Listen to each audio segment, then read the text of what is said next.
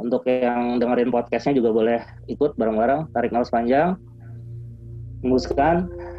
Ya, sekarang silakan pejamkan matanya dan silakan bayangkan, hadirkan pengalaman di tempat yang paling Anda suka banget lah, yang paling comfortable, yang paling nyaman buat Anda masing-masing.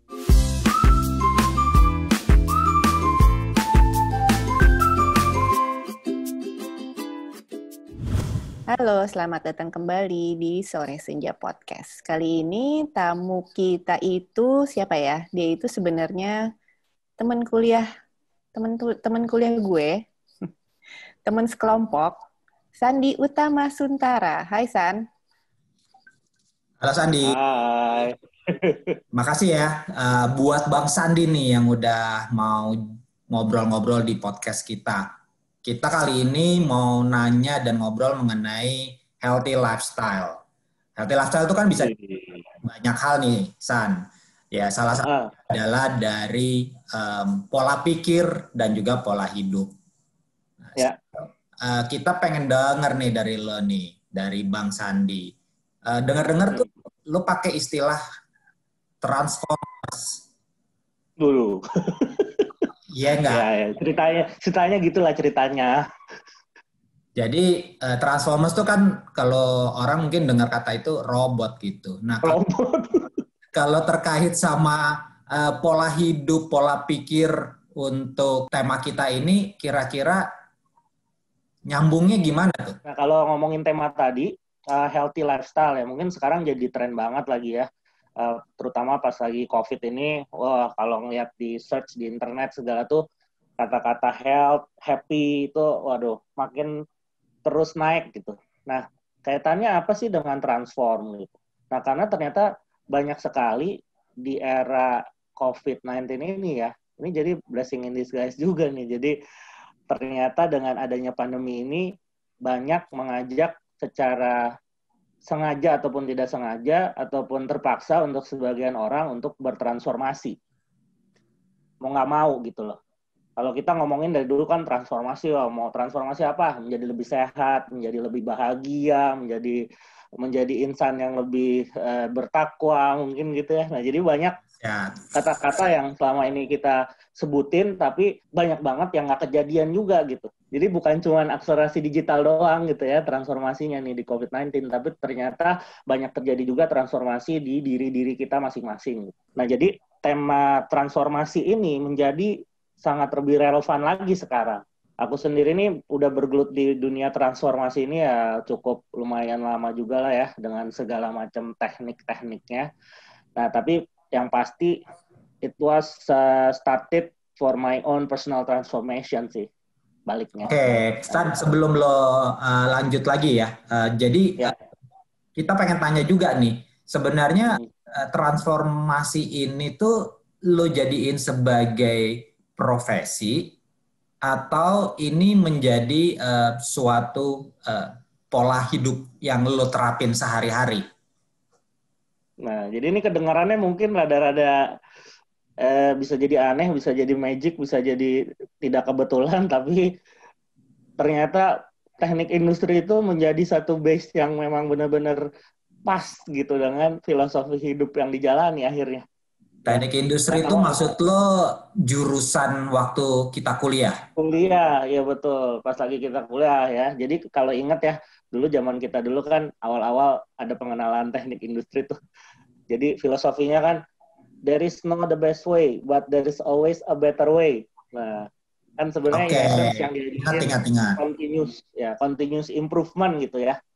Jadi nggak ada kata-kata cara yang terbaik gitu, tapi akan selalu ada cara yang terbaik. Nah, jadi memang in essence transformasi itu berjalan terus-menerus sih jadinya, continuous improvement gitu. Oh, ke situ hubungannya. Oke. Jadi lo pakai itu untuk hidup sendiri atau lo pakai itu jadi sebagai profesi sekalian? Nah, jadinya interestingly jadi holistik gitu. Karena nggak tahu ya, mungkin gue termasuk orang yang nggak bedain kehidupan di kantor ataupun kehidupan di rumah gitu, nggak ya. Tapi I feel life as a holistic things gitu, yang gue jalanin sehari-hari. Nah, artinya adalah pada saat ngomongin tadi transformasi dan filosofi tadi, akhirnya dipakai di mana-mana, di kapan aja dan untuk apa aja. Kebetulan mungkin gue salah satu orang yang ngerjain macam-macam hal, mulai dari ibaratnya kerja di kantor, mungkin bisnis juga, terus ya personal coaching juga ke orang, doing that. Terus ya jadi terapis juga untuk, bukan terapis pijit ya, tapi terapis apa untuk emotional release dan lain-lain. Nah, intinya untuk perbaikan diri lah gitu. Perbaikan diri. Oke, ada ilmunya ya, berarti ya, benar ya? Ya, betul. Dan ternyata selain ilmu-ilmu yang kita dapat dulu di sekolahan gitu ya, ternyata ada juga itu sebenarnya ilmu-ilmunya tuh ada gitu. Nah, cuman kitanya aja mungkin nggak terus sadar bahwa itu ternyata berhubungan menjadi satu series of intervention, transformation intervention yang sangat bisa dimanfaatkan dalam konteks pribadi maupun kalau pribadi dikumpulin kan jadi organisasi gitu ya. Nah, organisasi kan bisa berupa perusahaan, bisa berupa LSM, bisa berupa organisasi keagamaan, masjid, dan lain-lain. Jadi kumpulan orang aja gitu. Keluarga juga ya salah satunya gitu. Nah, kalau tadi kan ilmu pertama dari kuliah. Ya, betul.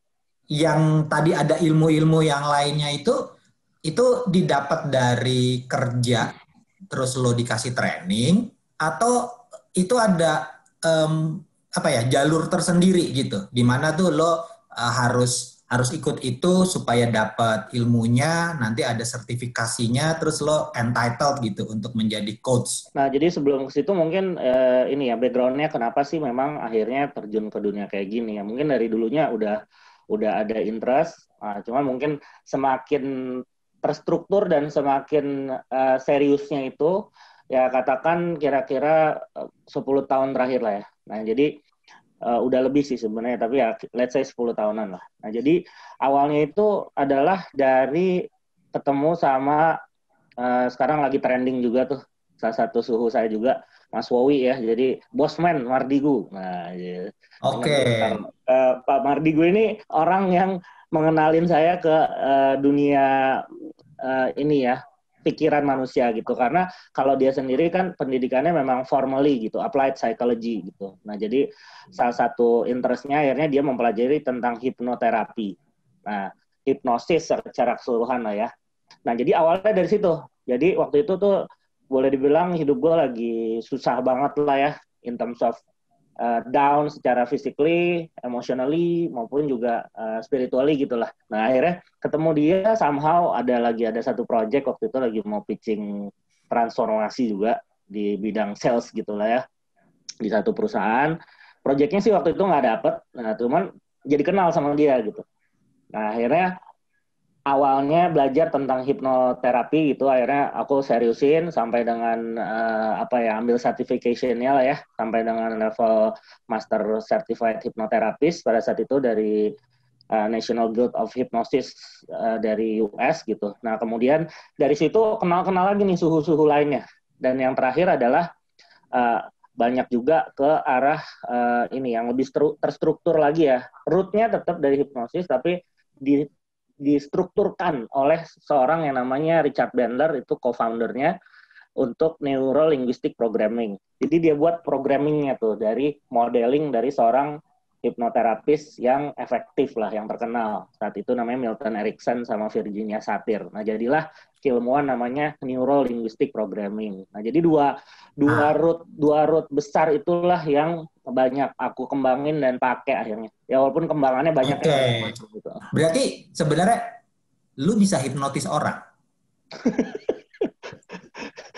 Pertanyaannya, lu bisa hipnotis orang? Ya bisa-bisa aja. Jadi balik lagi sih gini, yang dipelajarin di certification of hypnotherapist itu adalah yang pertama ya, yang paling basicnya. Ya cara gimana biarin orang mau dihipnotis gitu. Jadi, oke, itu secara keilmuan berarti ada ya cara orang mau dihipnotis gitu ya? Betul. Jadi karena gini, syarat utamanya itu sebenarnya kan pada saat orang masuk ke satu hypnosis stage istilahnya gitu, ada satu kondisi di mana orang itu dalam keadaan yang bisa menerima sugesti gitulah. Barulah kita bisa masukkan sugesti-sugesti atau transformasi lah ya yang kita inginkan yang terjadi gitu. Nah, jadi memprogram orang lah gitu istilahnya, kayak memprogram manusia. Nah, harus dimasuk dulu kan passwordnya apa, kemudian login dulu. Nah, itu yang dipelajarin, tapi loginnya itu login ke pikiran manusia lah. San, apa efek pertama yang lo rasain setelah lo mempelajari ini? Khususnya buat lo diri sendiri ya. Ya, nah jadi efek pertama yang gue rasain adalah karena saat itu kebetulan lagi emotionally very tense gitu. Jadi lagi benar-benar emosionalnya tuh tinggi, terutama emosi sedih. Nah, emosi sedih itu efektif banget kalau untuk mengakses alam bawah sadar orang. Lakimi ya, alhamdulillah ketemunya orang yang pas gitu loh, orang yang tepat pada saat itu ya adalah suhu aku tadi itu Mas Wowi. Kemudian sama Mas Kirdi Putra juga. Nah, itu sampai sekarang aku masih in touch sama mereka dan bantu-bantuin mereka juga lah sekarang jadinya. Dan efek pertama yang timbul setelah ngikutin sesi mereka, jadi waktu itu aku ikut grup terapi lah yang terjadi. Dan grup terapinya ini judulnya Give Forgive. Nah, jadi isinya adalah gimana sih memaafkan dan menghilangkan emotional baggage yang selama ini kita ada di hidup kita lah gitu. Karena along the way hidup kita tuh ibaratnya kayak kita pakai backpack, along the way ada kerikil, masukin ke backpack. Nah, lupa unloading our backpack gitu. Akhirnya berat kan. Nah, sesi itu ternyata untuk ngosongin lagi itu si backpack kita itu gitu. Nah, jadi setelah keluar dari sesi itu kan hari Sabtu ya, sampai dengan tengah malam lah. Walaupun nggak terlalu intens ya sebenarnya, tapi udah capek banget sih sebenarnya dari pagi sampai jam 12 malam tuh dihajar terus emosinya, nangis, marah, segala pokoknya dikeluarin semua. Nah, besoknya itu ya amazingly dunia itu terasa lebih indah. Ya, jadi kayak lihat daun tuh rasanya, oh kok daun kayak gini ya, indah banget gitu. Terus kan tiap hari dulu tuh kerja di GKBI ya, kalau nyebrang tuh ke Plaza Semanggi kan lewat jembatan Semanggi tuh. Nah, malamnya itu besoknya itu ya pas lagi ke jembatan Semanggi tuh kayak belum pernah di situ, kayak ngerti nggak sih yang kayak pertama kali ke negara mana, kota mana gitu kan, terus lihat pemandangan, wih gila indah banget ya kota ini gitu. Nah, di situ sebenarnya ternyata awareness kita terhadap sekeliling itu dibuka lagi. Artinya keilmuan yang kemudian lo tertarik tekunin itu sebenarnya mampu ya, bisa ya untuk membantu orang untuk menjadi lebih baik. Betul. Nah, grup terapi yang termasif yang pernah gue ikutin itu adalah eventnya Anthony Robbins. Itu dia kalau terapi orang dulu, kalau pas sesi gue aja itu 12.000 orang. Nah, apalagi sekarang nih lagi zaman online gini ya, lebih gila lagi dia. Soalnya dia bikin online tuh sesinya sekarang. Nah, itu lebih, waduh, pesertanya bisa berapa puluh ribu kali. Jadi lo bilang bahwa grup terapi itu juga bisa dilakukan lewat online tanpa harus pertemuan fisik? Bisa banget. Jadi emang karena kan gini, medianya itu sebenarnya kan yang pertama adalah kita belajar gimana mengakses dulu kan subconscious mind tadi. Kenapa yang perlu diakses subconscious mind? Karena 80% kita ini berjalan dari apa yang nggak terlalu kita sadarin sebenarnya gitu loh. Kebiasaan lah akhirnya gitu ya. Itu yang mau kita akses. Karena ada habit-habit yang sifatnya memang memberdayakan diri kita menjadi lebih baik. Ada juga habit-habit yang tidak terlalu mendukung itu. Nah, yang mau ditransform kan sesuatu yang kurang tadi kan. Jadi intinya adalah gimana biar orang fokus. Ada 3 ya jembatannya itu pintunya. Terkejut atau emosi. Nah, kalau terkejut. Sebelum lo lanjut ya, San ya. Sebelum lo lanjut ya. Gitu. Ini bisa nggak sih diaplikasikan masing-masing pribadi dan kemudian di era pandemik ini loh? Bisa banget, dan sebenarnya ada teknik-teknik yang selama ini sudah kita lakukan dan pelajari dari kebiasaan-kebiasaan atau ajaran-ajaran juga ya, mungkin dari agama atau budaya atau dari orang tua kita, yang essentially sebenarnya adalah untuk itu gitu. Katakan misalnya gini, ada satu piramid ya, segitiga lah ya. Di bawah itu, paling di bawah adalah experience. Yang bawah ngedrive sampai paling ujungnya nanti. Nah, ujungnya itu adalah hasil, result. Bawahnya adalah experience. Jadi gini misalnya, experience itu kan pengalaman ya. Pengalaman yang terjadi di hidup masing-masing orang gitu. Kita misalnya.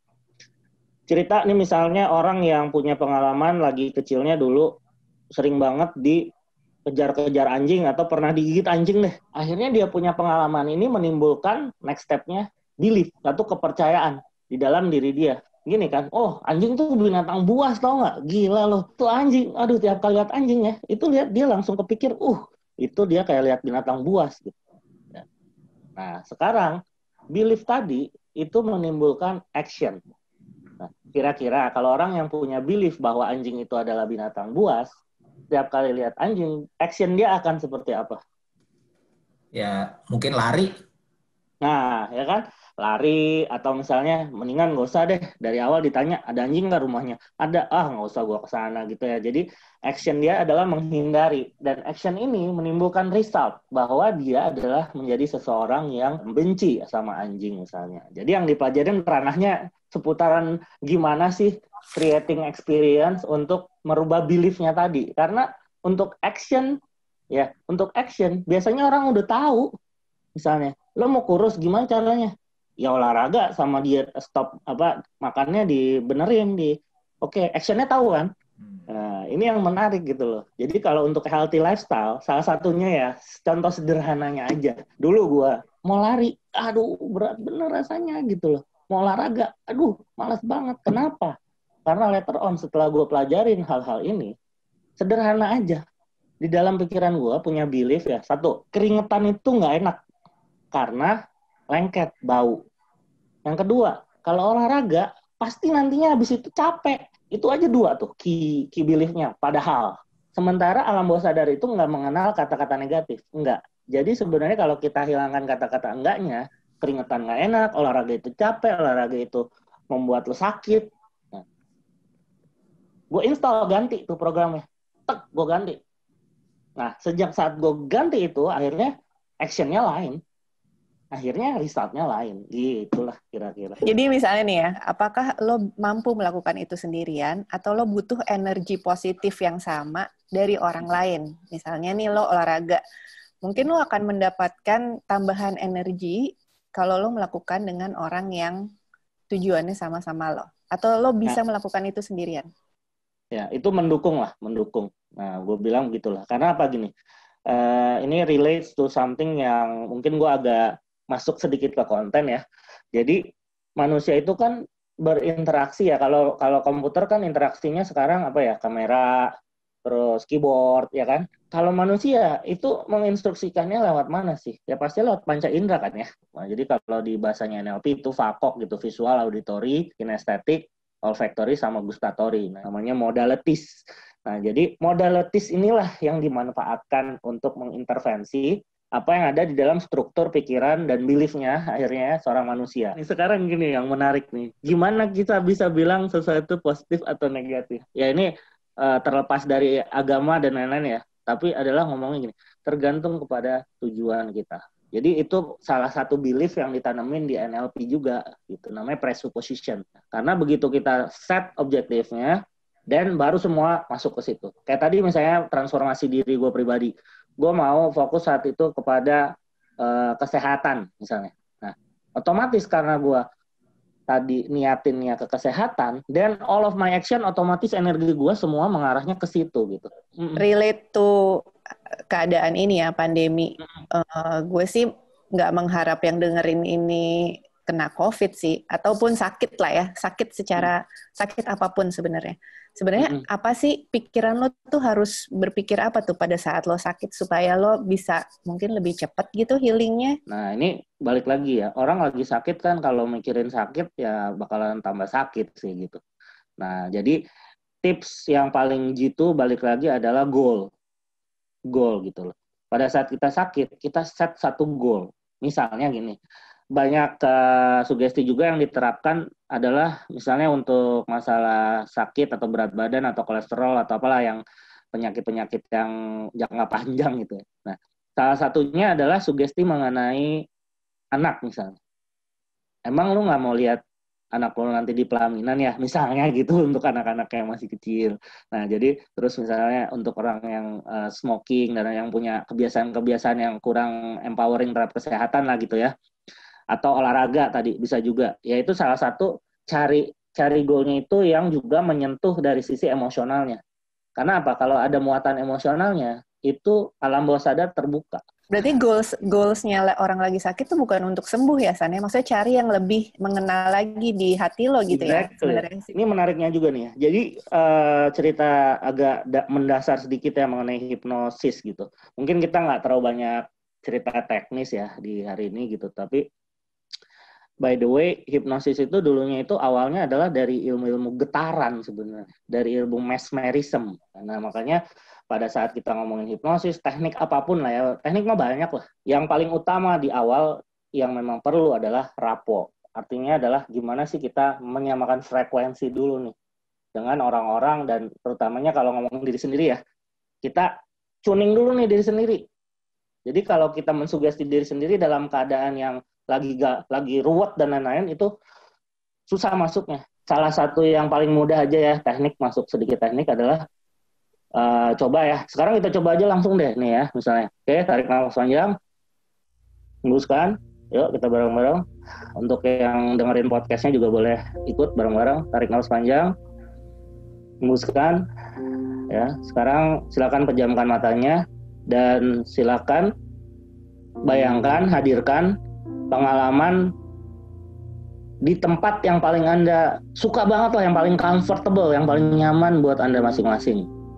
Entah apa itu, ya kadang di tempat tidur kita sendiri, atau di pantai, atau di gunung.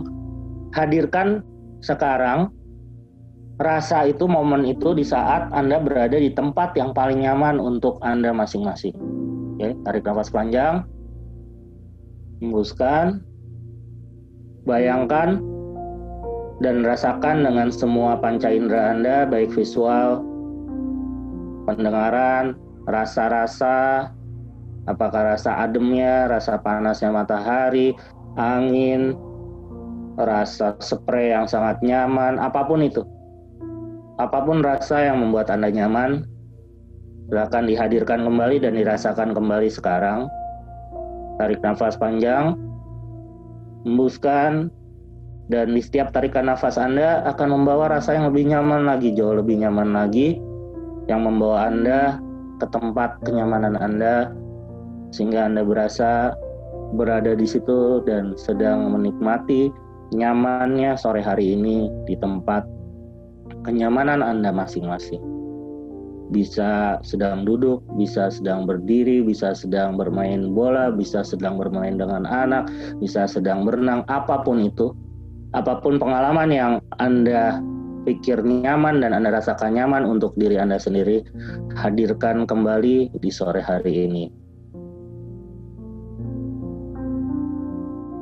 Tarik nafas panjang, hembuskan. Mungkin beberapa Anda sudah bisa menghadirkan pengalaman tersebut dan mungkin juga ada yang belum. Tidak masalah, dan yang paling penting adalah dengan exercise penarik nafas dan membayangkan kenyamanan ini, entah mengapa Anda akan merasa jauh lebih nyaman, jauh lebih rileks, dan jauh lebih siap untuk menghadapi sore hari ini dengan jauh lebih enak, dan weekend ini merupakan weekend yang sangat bahagia dan nyaman untuk Anda semua. Tarik nafas panjang, hembuskan, dan walaupun sesi ini sangat sebentar, tapi entah mengapa Anda merasa bahwa sesi ini bisa Anda teruskan kapanpun Anda mau dan bisa Anda hadirkan kapanpun Anda perlukan. Saya akan menghitung 1-3 dan pada hitungan ketiga silakan Anda kembali membuka mata Anda dalam keadaan jauh lebih segar, lebih nyaman, dan siap untuk menghadapi weekend ini dengan jauh lebih nyaman dan bahagia. 1, tarik nafas panjang. 2, bersiap untuk membuka mata dan hadir kembali di podcast ini di sore ini dengan jauh lebih semangat. 3, silakan buka mata Anda. Nah, shortnya begitulah kira-kira salah satu tekniknya. Gimana tadi experience-nya? Berasa. Ngantuk San? Nah, bagus. Jadi lebih rileks. Oh, kalau ngantuk bagus. Iya, karena apa? Karena momen yang paling natural itu terjadi sebenarnya yang mudah masuk sugesti ya. Momen hipnotik itu pada saat mau tidur, ya, menjelang tidur ya, dan pas lagi bangun. Nah, jadi makanya kalau sebelum tidur jangan mainan yang HP, apalagi grup-grupnya yang galau gitu. Aduh, bahaya itu. Dan pada saat bangun tidur juga ya carinya ya dengan berdoa, dengan membayangkan sesuatu yang enak, atau keluar lihat matahari, lihat pemandangan, atau apalah gitu. Makanya aku nggak bicara banyak teknik di sini, karena di sini aku mau menghimbau dan membuild awareness saja ke teman-teman bahwa we are not alone. Dan kita nggak harus selalu menyelesaikan permasalahan di dalam hidup kita juga sendirian. Banyak resources yang kita punya, terutamanya di dalam diri kita sendiri. Dan kalaupun nggak, kita bisa buka seperti Sore Senja podcast ini salah satunya untuk menginspirasi dan mencari sugesti-sugesti positif gitu ya. Oke. Mantap.